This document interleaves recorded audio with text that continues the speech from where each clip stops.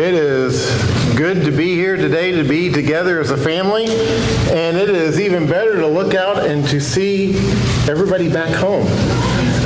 The last few weeks, it's been like a lot of empty pews, so it is good to see everybody back home and back with us today, and it's just good to be together as a family. As we get into our lesson this morning, you know, we all face storms in life. Every one of us has dealt with storms in life. It might be chaos, situations where things just come up on us quickly and we can't really see our way up or see how to move forward. It might be uncertainty, things happening and we just don't know what's coming next and how we're going to deal with the things that we face. Might be a situation of fear where we're scared to even move forward or to take that next step in life. You see, there are storms that come upon us so quickly that they can just overwhelm our lives and almost seem to consume our lives. If we're not careful, our life can become all about the storm that we're in. We have this week been reading through the book of Mark together as a family, and earlier in the week we read in Mark chapter 4 the account of Jesus calming the storm found in verses 35 through 41. In this account, Jesus and his disciples are crossing the Sea of Galilee. They've left the crowds behind. Jesus has been preaching or teaching, and they left the crowds behind, and they're now crossing to the other side of the Sea of Galilee, but they're not alone. Not only is God with them, but they have other boats that are crossing with them.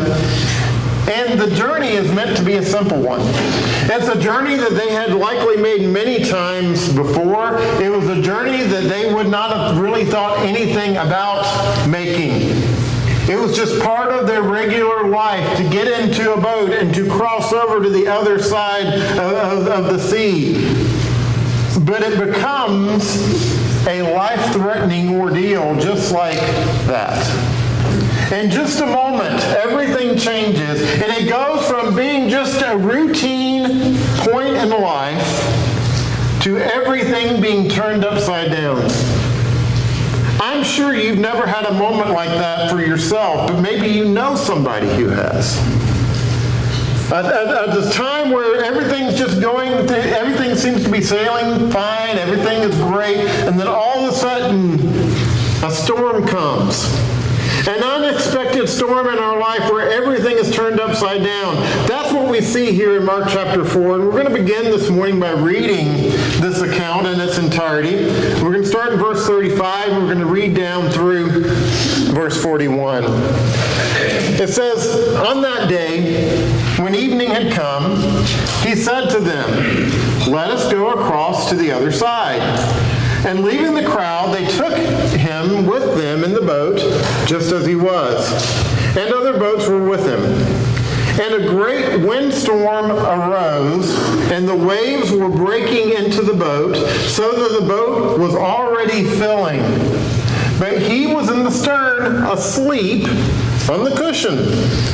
And they woke him and said to him, 'Teacher, do you not care that we are perishing?' And he awoke and rebuked the wind and said to the sea, 'Peace, be still.' And the wind ceased, and there was a great calm. He said to them, 'Why are you so afraid? Have you still no faith?' And they were filled with great fear and said to one another, 'Who then is this, that even the wind and the sea obey him?'" I submit to you this morning that this passage is more than just a story about a storm. This passage is really a profound lesson about the very nature of faith. Because the question we want to consider this morning is, what does it mean to truly trust in the presence and in the power of God even when it feels like our world is falling apart? What does it mean to put our hope and our trust in Him, to know that He is here, to know that He cares, even when everything in our life is turned upside down?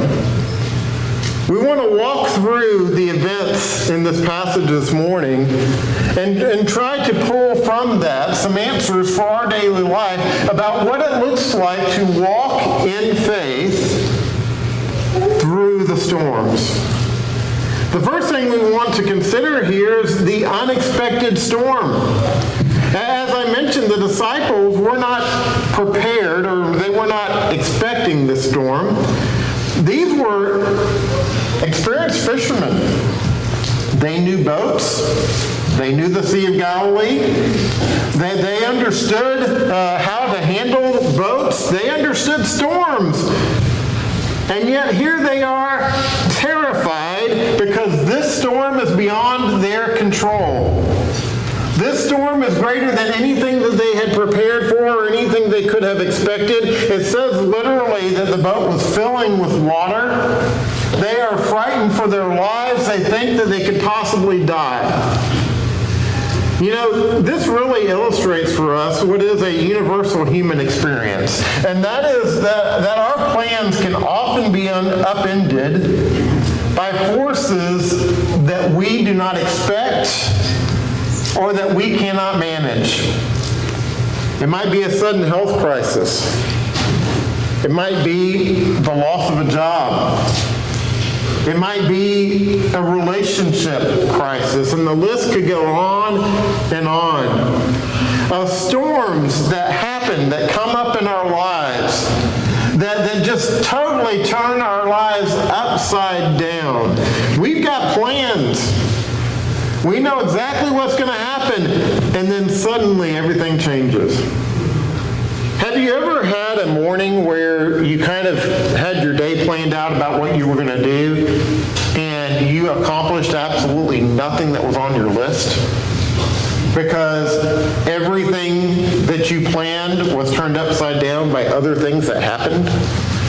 You know, you're on your way to work and the traffic is terrible, and then your car breaks down, and then, you know, your bank account gets hacked, and all of these things happen in your day that totally turn your day upside down. That can happen just in our life with storms that seem to be out of control. And we can easily begin to feel like we're in a boat being swamped by waves, at a point where we can't even see the land and we see no way out. And when these storms arise, our initial response, our initial reaction typically is fear and panic, which is normal. But the first step to walking by faith is to acknowledge the reality of the storm without letting the storm define our entire existence. You see, what often happens is we get so consumed by the storm that our life becomes all about the storm. That's what happened for the disciples. They couldn't see anything else going on. It's interesting to me that it specifically says there were other boats with them, but there was no mention about looking out for the other boats. Why? Because these disciples were only concerned about the storm they were in. It was totally consuming them. And if we're not careful, our life can become all about the storm, and we don't see anything outside of the storm that we're facing in our life. It can consume us.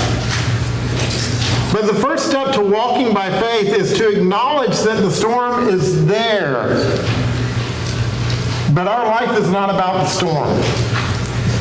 Our life is greater than the storm. Which leads us then to the question of Christ's presence. You see, a lot of times we get so focused on the storm, we don't see the realities that are around us. Notice here in this account, the disciples cry out to Jesus. They say, "Teacher, don't you care that we are perishing?"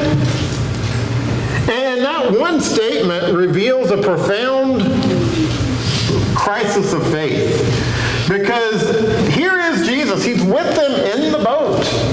He is there with them, but in their fear, they act as if he's either absent or he does not care. He's indifferent. He's physically there with them. They had seen him caring for people. They had seen him taking care of people, but they don't seem to recognize at this point his power or that he cares. And we can look at this and we can say, oh yeah, that was ridiculous. Why didn't they recognize his power? Why didn't they recognize his presence? Have you ever, in the middle of your storm, asked, God, where are you? God, why aren't you answering my prayer? God, why aren't you responding? Or have you ever thought, well, God isn't really concerned with my little struggles because he's got all these big issues going on in the world. I mean, we've got wars going on everywhere. We've got crazy stuff happening here. We've got all this other big stuff that God has to deal with. God's not really concerned about my little struggles. Isn't that exactly what these disciples were doing? You see, the reality here is that faith is not the absence of fear. It's instead about holding on to the truth of Christ's presence and to recognize that he truly cares. It's not about the lack of being afraid. We're going to deal with fear in life. But if we can just recognize that God is there and that God cares, even when we can't feel it, even when we don't see physical evidence of it. I've got here this chair that I put up here on the stage. Now, when you go to sit down in a chair, do you think about it first? I mean, does this chair really want to hold me? Is it able? Can it hold me? Does it really even have a desire to hold me? What if it decides it doesn't want to hold me anymore? Do we do that? No, what do? We just sit. We just sit and trust that the chair's able to hold us. I knew I was going to do that. We just sit and trust that the chair is going to be able to hold us. We just recognize that it has the ability, and it's a chair, so I really don't care if it wants to or not, right? But I don't even worry about any of that. I just know that it's there and that it will. We have got to look beyond our immediate circumstances and remember who is in the boat with us. We don't have to sit around and say, God, do you really care? God, are you there? We just trust that he is. The storm may still rage around us. But you see, part of walking by faith is not just recognizing the storm, but recognizing the presence of God in the storm. To know that he is there, that he is with us, and that he cares. But the next thing we see here is the power of his word. You see, there is power in his word. Jesus' response to the disciples was not a lecture, but instead it was a demonstration of his power. He rebuked the wind and the sea and just simply said, "Be peace, be still." And with those words, he brings immediate and total calm. With those words, everything changes. Brenda and I lived in South Florida for a number of years, and we spent some time in Homestead. And while we were there, I did substitute teaching for a private Christian school there. And on one particular occasion, I was given a last-minute assignment of substituting for 2 weeks, a 2-week stint for second grade. Now, I'm not real big on the whole elementary thing. You know, I do a little bit better with middle school and high school. I can handle elementary, but it's a challenge. And I was not prepared for this second grade class because I don't know where they came from. But it was crazy.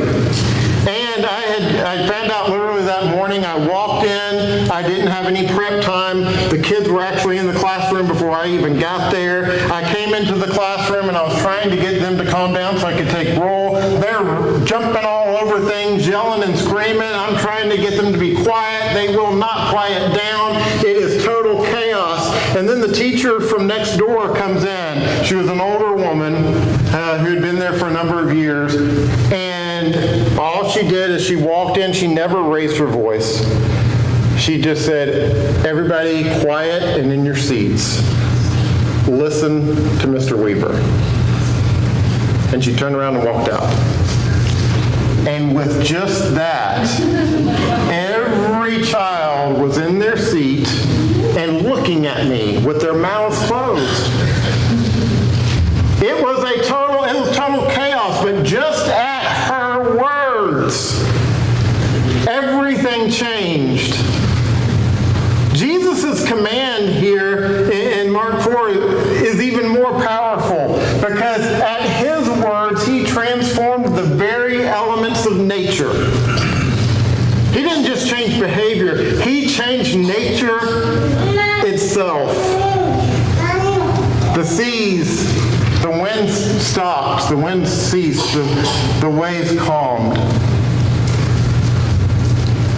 The other day, I was dealing with a personal storm going on in my life, and I was driving down I-75, and I was just at a point of I had totally lost it. I was not just crying, it was an ugly cry. I was just totally done. And God placed on my heart the words, "Let not your heart be troubled." You believe in God? Believe also in me. In my Father's house are many mansions. If it were not so, I would have told you. And I go to prepare a place for you so that you can come and be with me. Those words just started going through my head, and then I started saying them out loud over and over and over again. And I went from a blubbering, ugly cry to a calm peace at the words of Jesus. You see, there's power in his word. There is power in his word. And when we are tossed by the storms of life, we can turn to his promises and we can find rest. His word has the power to bring peace to our inner and our outer turmoil in life. You see that there is power in his word. So as we walk by faith through the storms, we first have to recognize the storm. We see it for what it is. We then recognize his presence and that he cares. We see the power in his word. But even with that, there's always going to be a challenge to our faith. There's going to be a challenge that comes to our faith. Notice, going back to Mark chapter 4, Jesus asks the disciples, he says, "Why are you so afraid? Have you still no faith?" Now, that question was directed to the disciples, but that question is really directed to us as well. And notice here, he's not scolding them for their fear, but he's challenging them to move from a position of fear to a place of faith. And what it really all boils down for us in our lives is it's really about what we focus on. It's about what we magnify in our lives. Because here's the thing. If what I magnify is the storm, if all I do is focus in on that storm and make everything about the storm and how terrible that storm is, guess what's going to come as a result? Fear. If my focus is on the storm, that grows fear. But here's the amazing thing.